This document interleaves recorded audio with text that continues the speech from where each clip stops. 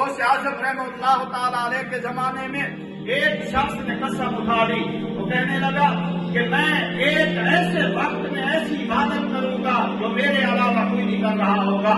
اگر میں ایسی عبادت نہ کر سکا تو میری بیوی کو 3 طلاق ہو جائے۔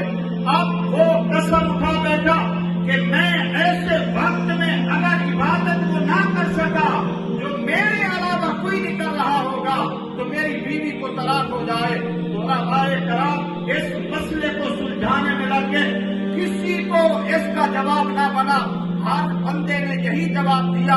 ہلچل مچ گئی علم کے سمندر میں، لوگ کہنے لگے کہ تیری بیوی کو طلاق ہو جائے گی، کیونکہ اگر تو نوافل پڑھے گا تو دنیا کے کسی کونے میں میرے رب کا کوئی بندہ نوافل پڑھ رہا ہوگا، اگر تو تسبیح پڑھے گا تو دنیا کے کسی کونے میں کوئی اور تسبیح پڑھ رہا ہوگا، اگر تو نے کوئی اور جو ہے تلاوت کلام کی تو دنیا کے کسی کونے میں اور بھی تلاوت کر رہا ہوگا۔ لہذا کوئی ایسا وقت ہی نہیں ہے جس وقت میں تو ایسی عبادت کرے جو تیرے علاوہ کوئی نہ کر رہا ہو۔ جب حضور غوث اعظم کی بارگاہ میں یہ مسئلہ پہنچا تو آپ نے 1 سیکنڈ کے اندر اس کو حل فرما دیا۔